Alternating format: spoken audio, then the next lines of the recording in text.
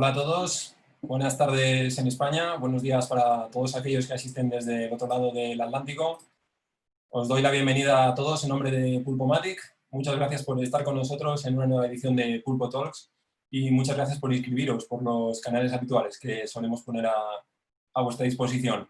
Hoy alcanzamos la cuarta edición de una cita en la que nos reunimos con expertos en la logística y transporte para aprender, descubrir y compartir conocimientos. Yo soy José Ángel Sanz y hoy tenemos la gran suerte de contar al otro lado de la pantalla con Carlos Hernández Barrueco. Hola, Carlos. Hola, Bienvenido. hola, buenos días o buenas tardes, depende de, como dices, del lado del Atlántico. Muchas gracias. La verdad es que aunque eres una persona muy conocida en el ámbito de la logística y de la formación avanzada, sí que me gustaría mencionar de manera breve, bueno, pues que eres empresario logístico, escritor técnico con varias publicaciones a tu cargo, experto en operativa, docente, eres uno de los formadores logísticos más prestigiosos de España, eres un experto en e-learning, en logística avanzada, en un ámbito en el que también eres productor. Además, eres profesor de numerosos másters y seminarios en numerosas escuelas de negocios, como por ejemplo ICIL, en empresa de logística, escuela de logística en este caso, por mencionar alguna de ellas. Durante más de 2 décadas has desempeñado diferentes puestos de responsabilidad, como jefe de planta en Esteco, Aliber, has sido adjunto al director nacional de operaciones en XPO Logistics y has sido también director de logística y control de la producción en Faurecia. A esto hay que añadir que has desempeñado tu labor como responsable de transporte corporativo de Grupo Levantina. Mencionar también que colaboras con la Cámara de Comercio de Madrid, la Federación Valenciana de Transporte, por mencionar algunas entidades. Eres uno de los pioneros en SMR en España y también un conocedor de primera mano del despliegue de la inteligencia artificial en supply chain. Seguro que algo me dejo, Carlos. Bueno, es que ya, según te estaba escuchando, digo, qué mayor soy porque es cuando tienes tantas cosas que ya tienes también muchos años, ¿no? Pero bueno, sí, ahí lo has resumido bastante bien. Antes de dejar la presentación en tus manos y la exposición que nos quieres hacer, simplemente recordar a todos los asistentes que al final de la conversación Carlos va a responder a vuestras preguntas. Por eso os animo a que compartáis cualquier inquietud que tengáis a lo largo de la conversación. Las vamos recogiendo y después de la exposición las vamos a ir respondiendo. Y bueno, Carlos, pues sin más, te doy paso, lo dejo en tus manos y bueno, pues te vemos todo lo que nos tienes que contar, que seguro que es muy interesante. Muy bien, pues vamos con ello. Vamos a ver si podemos compartir pantalla. A ver, por aquí. Vale, y le damos a presentar. Y ahí la tenemos ya. Bueno, pues Perfecto. perfecto. Bueno, pues como os decía, buenos días o buenas tardes, depende del lado del Atlántico. Y hoy vamos a hablar de un tema que realmente es muy interesante. Yo pues llevo ya veintitantos años en esto de la logística, sobre todo en la logística operativa, como os ha dicho José Ángel, pues he estado en distintas empresas, casi siempre pues de director de logística, director de operaciones, responsable de plataforma de transporte. Y bueno, en mi día a día, en lo que es mi actividad cotidiana, pues siempre ha sido la gestión, pues por ejemplo, de transporte o de almacenes y en una gran parte pues ha tenido en gran parte que ver con esto de la gestión documental y también con la gestión de flotas, por supuesto, que es una herramienta clave, como vamos a ver en esto. Entonces vamos a intentar trasladaros un poquito esta experiencia más allá de lo que es los conceptos y demás, que creo que eso pues podéis verlo tranquilamente en Wikipedia o alguna especialización de blogs y demás, ¿no? Y voy a empezar explicando algún par de conceptos, dado que tenemos gente muy especialista aquí en el público en estas tecnologías, pero otra gente que realmente los conceptos le bailan un poquito. Entonces vamos a empezar por matizar algunas cuestiones básicas en la ABC de esto de la transformación digital. Empezando por este concepto. ¿Qué es esto de la digitalización? La tecnología digital, ¿qué es esto?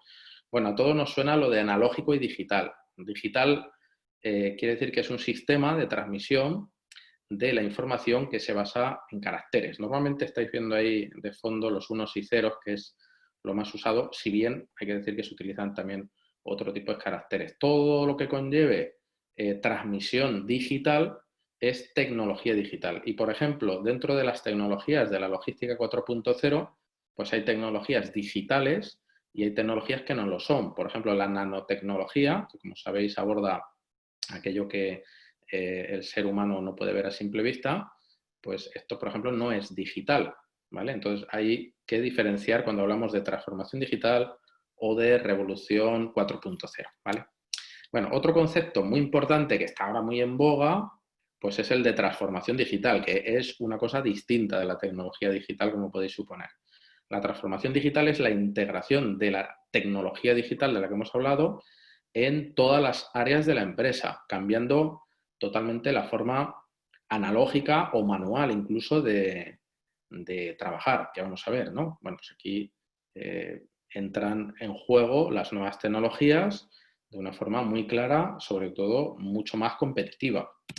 Y bueno, a mí me gustaría haceros un pequeño repaso, no teórico, sino en primera persona. Lo voy a contar en primerísima persona cómo es esto de la evolución desde los años, vamos a decir, más novedosos hasta los años más antiguos, de las épocas de cómo se ha gestionado esto de las flotas. Fijaros, la primera etapa, que fue una etapa muy larga, pues fue desde 1896, donde se inventó el primero de los camiones de Daimler, hasta, yo diría, 1985. Esto es una cosa que he puesto yo, a ojo de buen cubero, más o menos, con una serie de cuestiones claras que vamos a poner. No he puesto el año 85 de manera aleatoria, sino por una serie de hechos que vamos a comentar. Hay que decir que yo, mientras estaba en la universidad, bueno, pues para pagarme todo esto de los estudios, los másteres y tal, yo estuve trabajando de camionero y de repartidor. O sea, yo he estado como 2 años y pico llevando trailers hasta de grandes dimensiones, de transporte especial y demás. Entonces, la primera etapa yo os la puedo contar en primera persona. Los jefes o jefas de tráfico funcionaban a base, como estáis viendo ahí, de teléfono fijo y de libreta. Esa libreta que valía su peso en oro, que era la de los contactos para que pudiesen llamar, por ejemplo, cuando te salía un retorno, tenían unas agendas y decían, bueno, pues voy a llamar a la gente de Madrid a ver si tienen algún viaje de vuelta. Bueno, y así funcionaban. Funcionaban también con pizarras, era una cosa muy curiosa, para tener, vamos a decir, visualización de dónde tenían los camiones y demás. Y ahí, pues el rey de la carretera era indiscutiblemente el Pegaso, ¿no? Luego, ¿qué pasó? Luego, pues hubo una serie de acontecimientos en los años 80, donde ya pues empieza a aparecer el teléfono móvil. En 1985 aparece una herramienta fundamental en estos últimos años, que es el Excel, que todos lo hemos usado, el rey de la logística, Microsoft Excel. Aparece, como digo, en 1985. Y además empiezan a cambiarse esos pequeños paquetes que había entonces segmentados para la gestión informática, que era, por ejemplo, Conta Plus, Factura Plus, Nómina Plus. Todos estos paquetes pues empiezan a mutar a los primeros RPs, los programas de gestión integral, o los primeros SGA, que son los software de gestión de almacén. Yo recuerdo que el primer título que me saqué precisamente fue por ahí más o menos en el 80 y pico, y fue técnico en informática de almacenes y oficinas, ¿no? Entonces ahí ya trabajábamos con estos SGAs y demás. Y esto fue un cambio muy importante y la gente como yo que nos incorporamos al transporte en estas fechas, pues empezamos a ser gente distinta, un poquito más evolucionada que los jefes de tráfico, jefes de transporte o directores de transporte que funcionaban a base de fijo y libreta, ¿no? Entonces aquí, bueno, pues ya empezamos a operar con Internet, aparecieron los primeros navegadores, que yo el primero recuerdo que ni siquiera existía Google cuando yo empecé pues eso, de jefe de planta y tal, y tenía que dirigir allá a transportistas. Y bueno, pues esto era un trabajo terrible, ¿no? Y luego ya llega la década del 2000, donde empieza el desarrollo de apps, empieza el desarrollo de los software de gestión de flota ya más potentes como los conocemos hoy en día. Empiezan a trabajarse tecnologías de localización, por ejemplo, el GPS ya empieza a tener un despliegue importante. Empiezan a aparecer tecnologías como el blockchain, que nos permite trabajar en red con otra gente y además con ciberseguridad, smart contracts y demás. Y aquí ya pues, también se incorpora la gestión documental centralizada a través de los gestores de flota, que hasta entonces veníamos trabajándola sobre todo a nivel manual.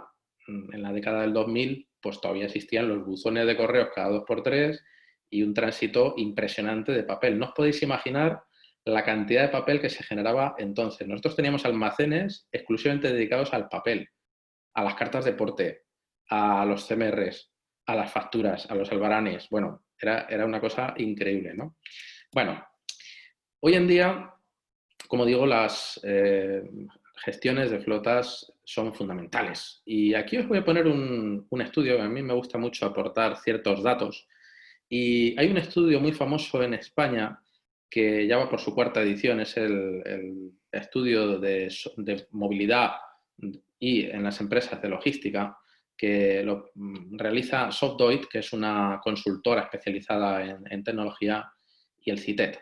Y bueno, aquí fijaros que cuando habla de si las empresas de transporte tienen herramientas para la gestión de flota de vehículos, en España indican que más del 75% sí disponen de gestión de flota.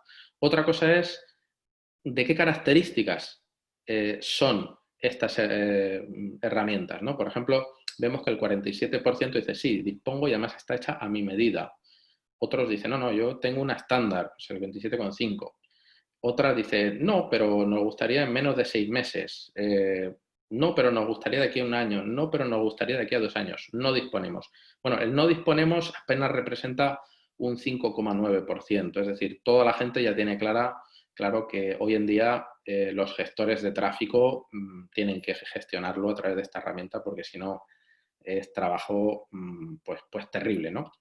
En este sentido, hay que ver también de qué dispositivos constan los transportistas, ¿no? Porque muchas empresas todavía, para que no naveguen por internet y no pierdan el tiempo, pues se les sigue poniendo teléfonos, vamos, de los más antiguos que hay, que no tienen ni internet ni nada, ¿no? Y entonces, bueno, pues aquí se indica que más o menos el 15,7% pues disponen de PDA, el 47,1% de smartphone, alguno dispone de tablet, pero muy poquitos. Bueno, otros disponen de todos y algunos pues ni siquiera disponen de ninguno, lo cual es muy curioso porque, claro, antiguamente pues cuando no se tenía teléfonos ni nada, lo que se tenía simplemente pues era que ir a un bar de carretera y contactar con los responsables de tráfico al llegar allí y tal, ¿no? Esto era a la vieja usanza. Aquí, bueno, se entiende que si dicen que ninguno es porque ya el equipo del vehículo tiene incorporado pues un ordenador a través del cual pues ya se comunica, ¿no? Incluso a veces impresora. Bueno, en cuanto a las funciones que tienen vamos a decir, los programas de gestión de flotas, pues es muy variado, ¿no? Hay una gran variedad de gestores de flotas, por ejemplo, Pulpomatic es uno de ellos muy conocido, además muy recomendable, no porque estén aquí, sino porque realmente es una empresa muy, muy valorada en el mercado. Y aquí, pues bueno, pues el estándar de las funciones de la gestión de flota pues es la siguiente. Primero tienen unas funciones relativas al vehículo, por ejemplo, a la localización del vehículo, que se suele hacer a través de GPS, bien del teléfono o bien instalado en el propio vehículo, la búsqueda y gestión de puntos de interés, por ejemplo, gasolineras, parkings, etcétera, etcétera, el diagnóstico mecánico, si está incorporado interrelacionado con el vehículo, el análisis de los consumos, la programación de mantenimiento. El análisis de los consumos fundamental, dado que hay mucha picaresca y bueno, es fundamental llevar este tipo de análisis y de control del gasto también, ¿no? A nivel de personal, pues suelen hacer órdenes de trabajo, programan los tiempos de descanso y conducción, mensajería instantánea para no tener que hacerlo a través de WhatsApp, por ejemplo, estas cosas, ¿no? Y que quede constancia, conducción eficiente. Todo esto pues se incorpora habitualmente en los gestores de flotas. Y luego pues tienen una función de control que nos gusta mucho a los directores de departamentos de transporte, que es todo el tema de informes, estadísticas.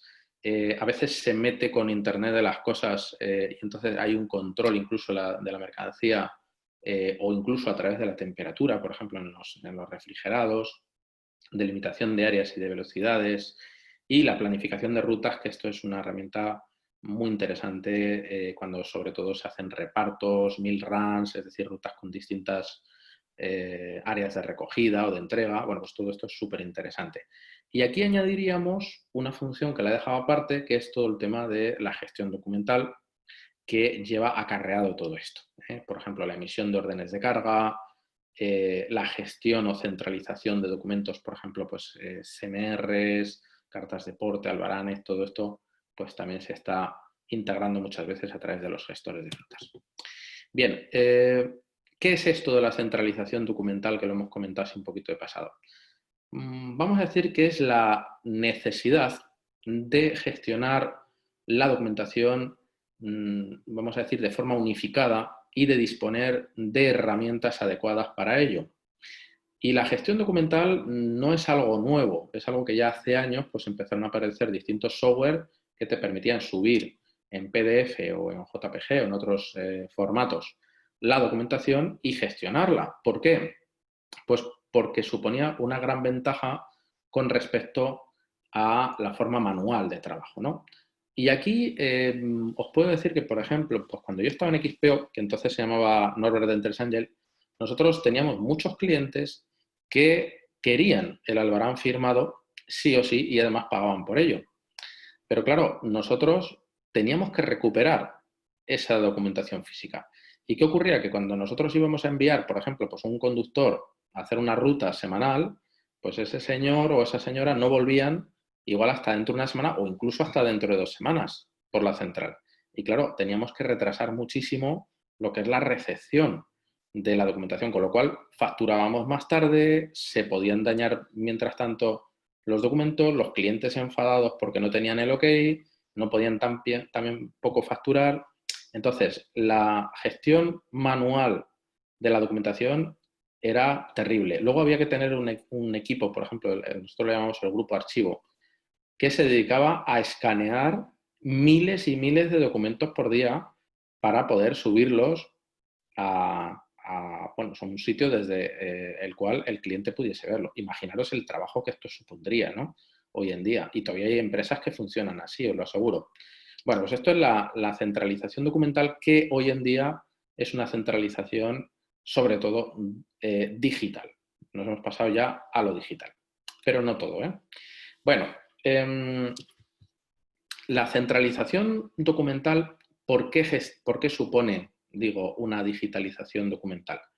Pues fijaos, en la actualidad todavía hay muchos documentos que siguen siendo físicos y los veis continuamente en vuestras empresas, ¿eh? O sea, todavía trabajamos mucho, por ejemplo, con cartas de porte, documentos de transporte, trabajamos con albaranes, con CMRs, cartas de porte CMR, con cuadernos ATA, con cuadernos TIR, bueno, ¿qué os voy a contar? Con el BL, por ejemplo, cuando se trabaja a nivel marítimo, el Aero iWheel a nivel aéreo, etcétera, etcétera, ¿no?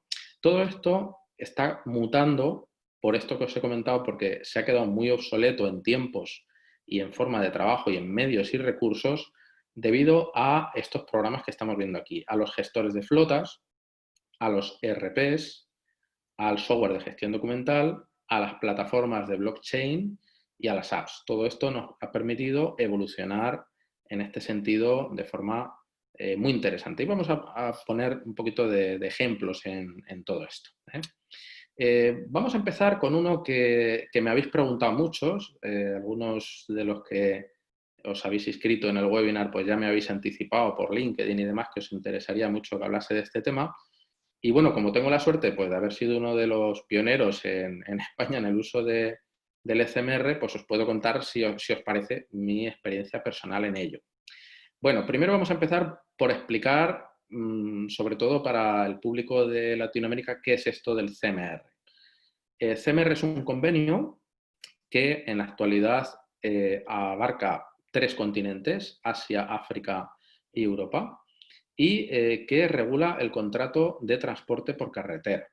Dentro de esa regulación hay una carta de porte, que es la carta de porte CMR, ¿vale? Que la tenemos estandarizada y que es esta que veis aquí a la izquierda, que cuando uno va a hacer una carga, pues tiene que rellenarla para que cuando vaya en otro país, pues le pare la policía y entienda qué es lo que lleva. Esto ha facilitado durante muchos años, desde 1956, pues todo el tema de la comunicación, pues vamos a decir, de los contenidos a nivel de transporte por carretera, como digo. Bien, esto es el formato tradicional. Normalmente se llevan 3 copias, a veces 4, y una se la queda el remitente y otras pues van con el conductor, de las cuales pues una se entrega al destinatario y otra se la queda el transportista. En algún caso digo que lleva 4 porque en ocasiones el que contrata el transporte o la empresa de transporte requiere pues una cuarta copia física, ¿no? Que cada una es de un color. Bueno, esto lógicamente pues ha acarreado muchos tiempos de demora en la recepción de este tipo de documentos, porque como digo, un transportista cuando sale, pues imaginaros lo que puede tardar en volver y entregar este tipo de papeles. Entonces, para ello, ha habido un proyecto ya desde hace tiempo de pasar este CMR o la carta de porte o documento de transporte, como le queramos llamar, al formato digital. Esto legalmente ya estaba permitido. Por ejemplo, en España, la ley 15/2009, que es la que regula el contrato de transporte por carretera, desde el año 2009 permite la carta de porte electrónica. Pero no ha habido empresa en España hasta hace poquito que abordase la posibilidad de emitir esta carta de porte electrónica, ¿vale? Entonces, los pioneros, ¿quiénes fueron? Pues fue la IRU, la Organización Internacional de Transporte por Carretera, que promovió la creación del SMR y la promovió a través de una empresa holandesa que se llama Transfollow. Esta empresa sacó una app que la estáis viendo aquí y, bueno, pues la empezó a utilizar en distintos países. En España fue ASTIC, a través de SETIR, que es su, vamos a decir, su plataforma digital, quienes decidieron coger el toro por los cuernos y comercializarla en España.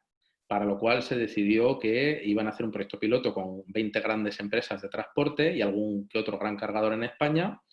Y bueno, pues como yo siempre estoy metido en estos saraos así de innovaciones y tal, pues me llamaron para ver si, bueno, pues podíamos hacer una prueba nosotros dentro de ese grupo piloto. Y efectivamente, pues cuando yo estaba de responsable de logística en Levantina, pues lo aplicamos. En este sentido, ¿qué es lo que hicimos? ¿Cómo funciona esto? Bueno, pues esto es una app y también es un programa que se ve desde el ordenador. El responsable de tráfico o el almacén rellena el SMR, que simplemente pues, puedes copiar y pegar, por ejemplo, desde tu ERP, pues copias y pegas los campos que necesitas rellenar en el CMR y eso ya se queda registrado, ¿vale? Cuando llega el señor transportista o la señora transportista, ya se tienen que haber bajado la app de Transfollow, entonces lo que se les hace es que el del almacén, por ejemplo, le dice, bueno, pues abre la app y léeme este código. Bueno, pues te leen el código, entonces ya sabe con el código QR qué CMR es y para la firma el almacenista también hace lo propio. Abre el transportista su código de barras, con eso ya queda totalmente firmado como si lo hubieran firmado digitalmente. A partir de ahí se envía a quien se haya programado. Por ejemplo, si hemos programado que lo tiene que recibir el cliente, el transportista, facturación, no sé, una empresa colaboradora, distintos departamentos dentro de nuestra empresa. Le hemos dicho que, por ejemplo, se añada el albarán. Le hemos dicho que saque fotos y que las añada. Lo que queramos, todo ese paquetito se envía automáticamente en cuanto se hace la firma a todas las partes. Por lo tanto, es mucho más eficiente que el, vamos a decir, el CMR tradicional. ¿Qué desventajas tiene? ¿Por qué no se ha desarrollado en España y por qué no se ha desarrollado más esto? Porque lógicamente, según os lo estoy comentando, seguramente habréis dicho, bueno, qué maravilla, pues esto ¿por qué no está ya puesto? Bueno, vamos a ver, lo primero hay que decir que el coste del CMR tradicional en papel, bueno, es bajo porque realmente son unos documentos de imprenta que lleva habitualmente el transportista cuando viene, ¿vale? No lo emite normalmente la empresa expedidora, sino que aquí es tradicional que lo traiga el transportista, aunque a veces si no los trae, pues siempre suele haber algún cuaderno por ahí de reserva. Y por lo tanto, pues no supone coste habitualmente para el expedidor, ¿vale? En segundo lugar, hay que decir que en muchísimos casos, sobre todo en el transporte internacional, el que paga el transporte es el comprador. Es decir, hablando de Incoterms, que todos los conoceréis, la venta es una venta FCA, donde es el transportista del cliente el que viene a llevarse la mercancía y por lo tanto, claro, el señor expedidor lo que hace es recibir miles, a veces, de transportistas por mes distintos, a los cuales, si hubiesen sido suyos, pues les podría haber implementado fácilmente el SMR, pero claro, siendo el transportista del cliente el que viene, es el cliente entonces el que tiene que pilotar la transformación digital. Y eso es muy complicado de hacer, muy, muy complicado. Porque claro, poner a todos de acuerdo, vamos, yo he tenido transportistas que igual en un día pues te han venido uno de Rumanía, otro de Luxemburgo, 22 de Moldavia, tal. Madre mía, ¿cómo haces con esta gente para centralizar todo esto? Esto es uno de los problemas que tiene la transformación digital, que tiene que ser pilotada por aquellos que pagan el transporte. Bueno, otro ejemplo que os quiero poner, que también, bueno, pues yo lo he desarrollado y lo he probado y además me parece impresionantemente eficaz, es la firma electrónica avanzada. En muchas ocasiones tenemos que firmar contratos, documentos, conformes de recepción de la mercancía, certificados digitales, todo tipo de información. Esto, claro, conlleva de forma tradicional, como vemos a la izquierda, pues la impresión física del documento y que esté la persona que tiene que firmar. En ocasiones, claro, yo por ejemplo he tenido contratos que igual tiene que firmar alguien de Abu Dhabi, por poner un ejemplo, pues se lo tienes que mandar por valija, esperar a que este señor vuelva porque igual está viajando, igual te tiras 2 meses para firmar. Es muy complicado. Bueno, esto por suerte a nivel legal ya está avanzado y por ejemplo en España y en otros países pues ya se permite la firma electrónica avanzada. ¿Qué es esto? Bueno, esto es un software. Aquí os pongo un ejemplo del más conocido, que es Signaturit, que es con quien he trabajado yo, por ejemplo. Esta aplicación lo que hace es que tú subes un documento, por ejemplo, un documento en PDF, y esto es súper sencillo. Le envías a quien tiene que firmar y el que tenga que firmar automáticamente recibe un enlace en su correo electrónico, lo pincha, dice, bueno, a ver, mira, acabo de recibir aquí algo, a ver qué es esto. Ah, sí, el contrato que tenía yo que firmar y tal. Lo lee y con el dedo como estáis viendo ahí en la parte inferior derecha, lo firma. Le da a OK y automáticamente todas las partes que hemos puesto lo reciben. Por ejemplo, lo reciben en nuestro departamento jurídico, lo reciben en comercial, lo reciben distintos departamentos de administración y eso queda registrado cuando se ha hecho la firma, es decir, queda como, vamos a decir, un rastreo digital de ciberseguridad de los pasos, confirmando que esa firma es perfectamente válida y de hecho es casi más válida que la firma analógica. Por lo tanto, pues es una pieza muy interesante. ¿Esto por qué no se hace más? Bueno, primero quizás por desconocimiento. Segundo, porque muchas veces pues hay gente que tiene que firmar que no se fía mucho de la tecnología hasta no probarla, ¿no? Tiene un coste muy bajo. Yo no sé si esto, tampoco me quiero meter en salas comerciales, pero costaba muy poquito, alrededor de 50 céntimos o algo así, la firma. Y claro, si pensamos en el envío de la documentación, por ejemplo, por valija y demás, o sea, es que no hay color, claro. Es más económico, más rápido, por lo tanto yo no le veo ninguna desventaja. Sí que le veo una desventaja que a veces nos han dicho, que es que, claro, muchas veces esto se utilizaba, por ejemplo, en mi empresa, pues, incluso para la firma interna. Entonces, claro, decía el típico de compra, claro, que aquí os vais a gastar 100 euros al mes. Y esto al final, claro, si viene el CEO y lo firma una vez a la semana, oye, pues tampoco pasa nada y nos ahorramos 100 euros. Bueno, pues fíjate tú, ¿no? Igual tienes que esperar 2, 3, 5 días muchas veces a darle un OK a cualquier cosa, simplemente pues por unas pequeñas cantidades que no llevan nada en una empresa, ¿no? Por lo tanto, yo lo recomiendo encarecidamente. Bueno, otro de los ejemplos que podemos hacer de hablar de digitalización es el cuaderno ATA. Ahora ya no se lleva tanto en Europa. Antes, cuando había barreras físicas y barreras sobre todo aduaneras, perdón, en los países europeos que ahora son de la Unión Europea, pues entonces el ATA sí que, igual que el cuaderno TIR, pues tenía mucha importancia. ¿El ATA para qué sirve? Esto sirve para las exportaciones temporales y para las muestras. En lugar de hacer pues, todos los trámites aduaneros en cada aduana, que son muy costosos, las cámaras de comercio permiten sacar este cuaderno ATA, que es como un pasaporte de las mercancías, y esto lo que se hace es que con este pasaporte se permite un tráfico muy rápido, un tráfico temporal, y que vuelva la mercancía o simplemente como muestras, ¿vale? Esto ya se ha trabajado digitalmente. Vamos a ver un pequeño vídeo así en inglés rápidamente de cómo funciona y lo comentamos brevemente.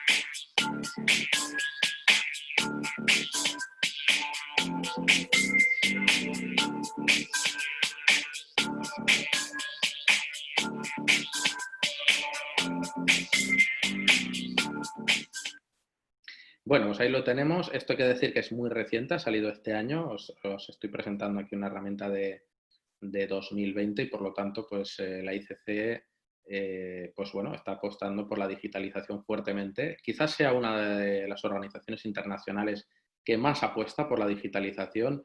Es obvio, dado que son comerciantes y por lo tanto defienden, vamos a decir, la velocidad del comercio y todo aquello que lo agilice. Y en los Incoterms 2020 se permite totalmente la documentación electrónica en cualquiera de sus conceptos prácticamente. Bueno, otro que también se ha hablado mucho de ello es el Bill of Lading electrónico. En español le llamamos conocimiento de embarque y popularmente en nuestro argot logístico del día a día le llamamos BL. Bueno, el BL, que bueno, vamos a decir que es un documento que se emplea en el transporte marítimo, realmente sería el correspondiente a un albarán. Es algo que nos hemos quejado siempre de la tardanza que supone, sobre todo con las cartas de crédito y demás, que es algo que nos ha traído siempre, siempre, siempre a los departamentos de logística internacional por la calle La Amargura. Os cuento así brevemente cómo funciona de forma tradicional y por qué esto es mucho más ágil.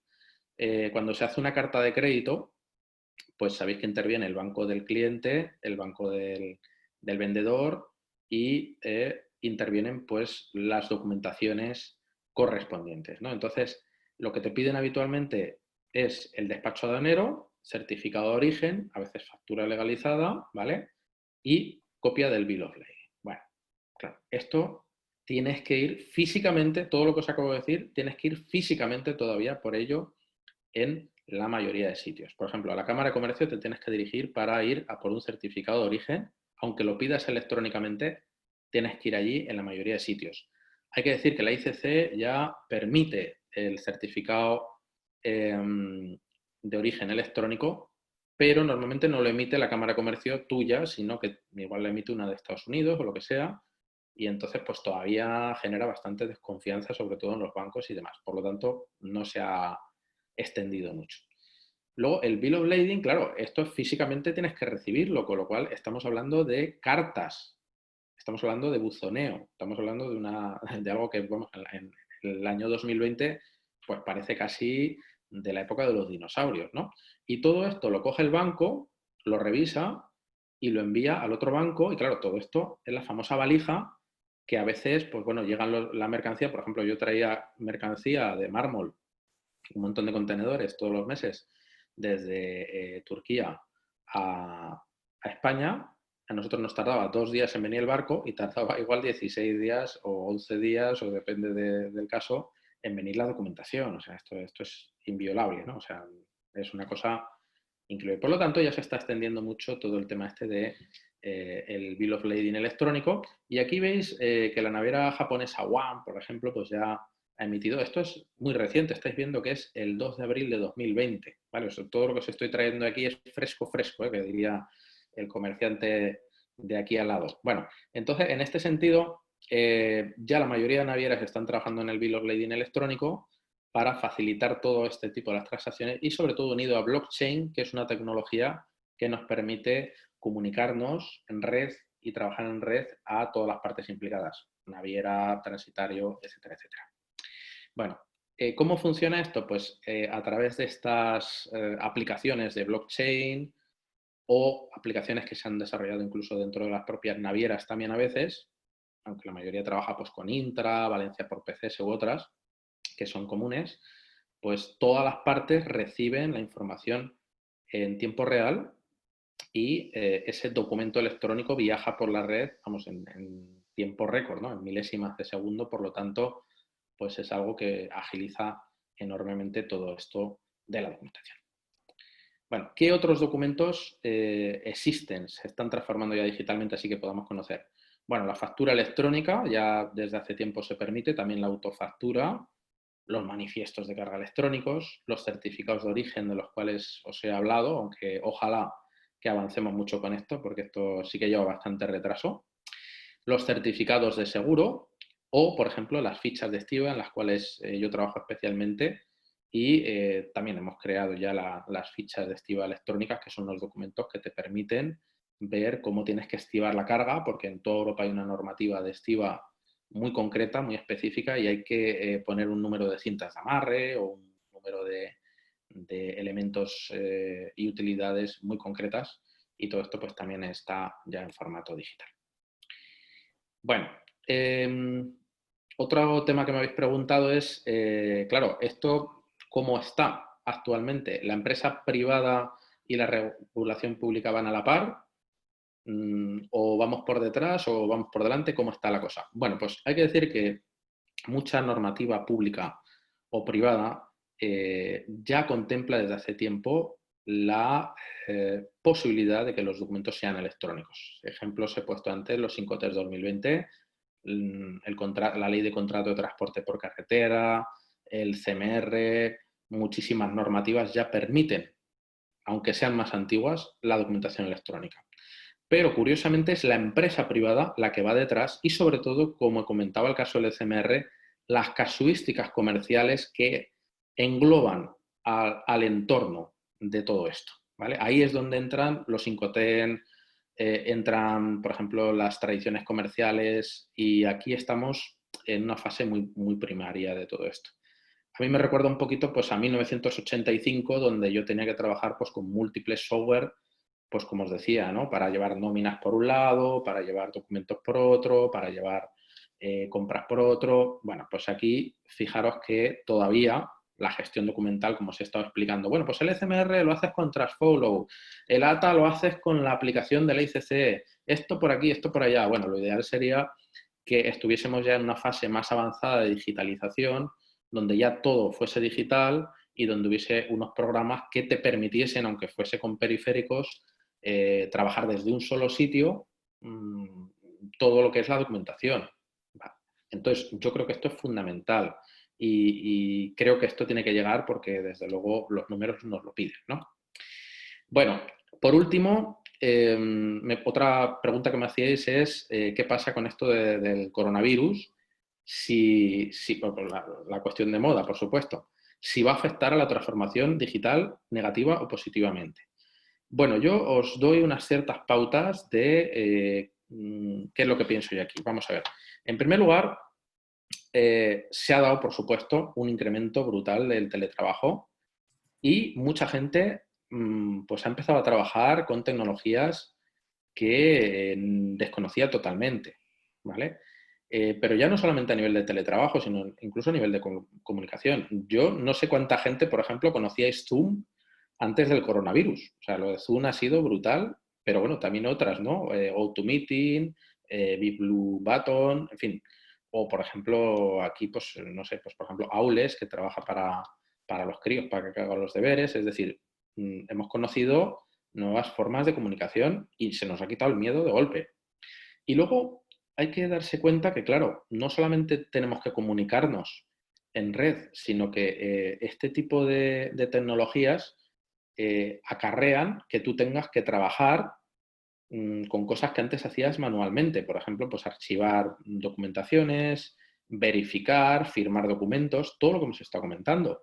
Por lo tanto, las tecnologías de transformación digital ya no es que sean optativas en este campo del coronavirus, sino que es que han sido estas semanas, por ejemplo, que llevamos confinados, en España más de 2 meses y pico, pues han sido básicas. Si no, no hubiésemos podido, por ejemplo, pues firmar documentos o hacer tantas y tantas cosas. Por lo tanto, yo creo que el COVID-19 como punto positivo, pues va a dar un espaldarazo fuerte a la transformación digital. A mucha gente se le quita el miedo, otros han descubierto aquí las Américas con todo esto. Y bueno, hay gente que os aseguro que me ha dicho, oye, estoy tan encantado que a partir de ahora voy a teletrabajar, me voy a quitar el alquiler de la oficina y tal, y vamos a empezar a invertir esos recursos en otros temas. Por lo tanto, es algo que yo creo que ha llegado para quedarse y que desde luego va a favorecer mucho la transformación digital. Bueno, y como yo soy de logística, José Ángel, sabes que he trabajado mucho en Just in Time, te dije que de 45 terminaba y bueno, he procurado ser bastante puntual, Sí, con lo cual pues podemos empezar si queréis el turno de preguntas. perfecto. La verdad es que sí que lo has clavado, ¿eh? Bueno, pues tenemos por aquí ya alguna pregunta que nos hacen. Te voy leyendo. Venga. Nos preguntan, además de Signaturit, ¿recomiendas alguna otra aplicación para la firma electrónica? Bueno, yo he trabajado con varias, pero yo te diría que Signaturi, desde luego, es la más recomendable. Podría decirte algunas marcas más comerciales y luego, bueno, también hay que decir que hay aplicaciones, por ejemplo, que no son propiamente de firma electrónica, sino que son, por ejemplo, blockchains, que ya están trabajando también en este campo. Yo más que empezar a recomendaros otras aplicaciones más allá de Signaturit, os diría que si vais a trabajar en blockchain o tenéis RPs tipo SAP, R3 y demás, que hablaseis con vuestros proveedores y le comentaseis si podéis integrar la firma electrónica dentro de ese tipo de aplicaciones. Y os explico por qué os transmito esto y no os doy otros nombres. Como os he dicho, yo no soy partidario para nada de tener 1000 softwares. Es algo que ya viví en el pasado y que, vamos, me negaba rotundamente porque tenías que pagar un montón de licencias, eh, suponía pues a veces una falta de comunicación y de integración entre ellas y tal, y por lo tanto no me gusta recomendar aplicaciones particulares. Lo que creo es que hay que integrarlas. Por lo tanto, mi recomendación es, como digo, que habléis con los proveedores de blockchain, RPs o grandes programas. Muy bien. Nos plantean otra cuestión que sería, ¿por qué cuesta tanto que se implante el ECMR si está permitido desde 2009? Uh-huh. Bueno, yo creo que he respondido parcialmente a esta pregunta. Primero, como os decía, sobre todo, yo creo que la razón fundamental es porque el transporte mayoritariamente, bueno, en el ámbito internacional, lo paga el comprador. Entonces, claro, si todos los compradores se ponen de acuerdo en usar el ECMR, pues fantástico. Pero pensad, primero, que también tiene que estar de acuerdo el receptor. Entonces, es muy difícil casar esto. Y luego, por otro lado, aquí intervienen las bolsas de cargas. Todos hemos usado Teleroute, VTransnet, Imocon y demás. Claro, igual tú contratas en transporte internacional un transportista rumano, por poner un ejemplo, que igual no lo vuelves a contratar en la vida. Claro, le tienes que explicar que se tiene que instalar la app, qué tal. Entonces, yo le veo una cierta barrera tecnológica. Creo que realmente esto tendría que ser casi un mandato, decir, oye, a partir de X años solamente se permite la documentación electrónica y que fuese empujado en lugar de ser voluntario. Entonces sí que lo cumpliríamos todos.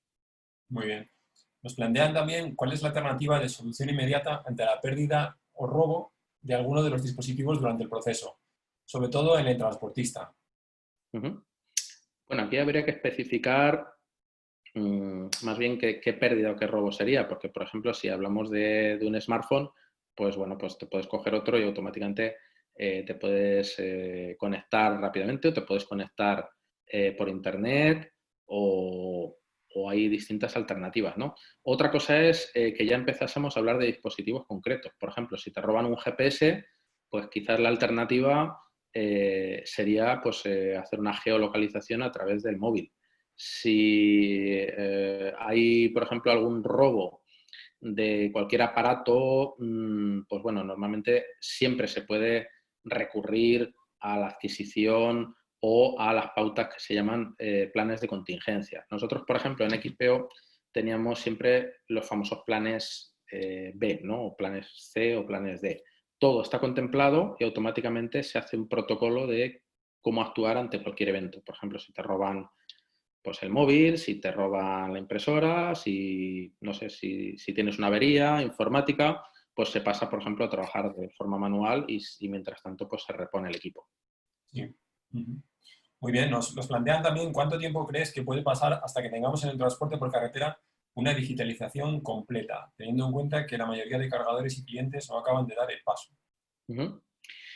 Yo creo que va a ir por barrios, como decían por aquí en España. ¿Por qué va a ir por barrios? Pues porque hay empresas que tienen todo el poder, toda la capacidad de hacer este tipo de procesos de forma rápida, dado que pagan el transporte, y hay otras pues, que, como digo, dependen totalmente de los clientes y demás. Entonces, hay empresas, por ejemplo, bueno, pues les interesa mucho la gestión documental y les interesa mucho todo este tema. Por ejemplo, vamos a suponer las de automoción, Ford, Seat, Volkswagen. Estas pagan habitualmente el transporte. A estas les interesa especialmente la transformación digital. ¿Pueden aplicarla? Por supuesto, en tiempo récord. Pueden estar en 2 años tranquilamente trabajando de forma digital y además pues con unas ventajas, unos beneficios increíbles. En otros casos, pues los que vendan y dejen que los compradores dominen el transporte, que bueno, pues tengan una amplia variedad de casuísticas, pues esto les va a costar y creo que puede pasar tranquilamente 10 años hasta que realmente se apliquen, ¿no? Nos plantean también cuánto podemos ahorrar teniendo la digitalización de nuestra flota centralizada. Bueno, aquí depende sobre todo de los costes y recursos que dediquemos a la digitalización, bueno, no a la digitalización, perdón, sino al trabajo manual, ¿vale? Yo, por ejemplo, recuerdo que a nivel de trabajo teníamos unos estándares y más o menos veníamos a decir que en el transporte el 0,15 o el 15% del personal en un área de transporte es personal administrativo, ¿vale?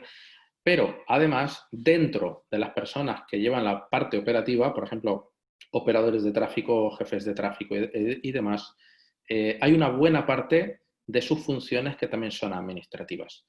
Dado que la digitalización reduce casi hasta un 90% las funciones, pues podemos hacer un cálculo proporcional y podemos ver que realmente pues, podremos ahorrarnos entre el 10 y el 20% del tiempo o del personal y ahí pues podéis traducirlo a costes y demás, ¿no?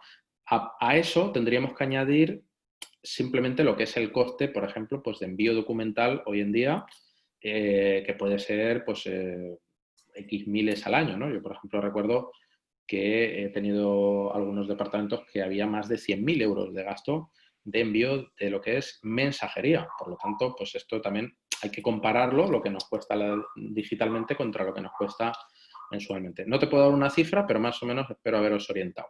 Sí. Nos preguntan también si deberían ayudar las administraciones públicas a desarrollar este tipo de herramientas en este momento de crisis por el coronavirus.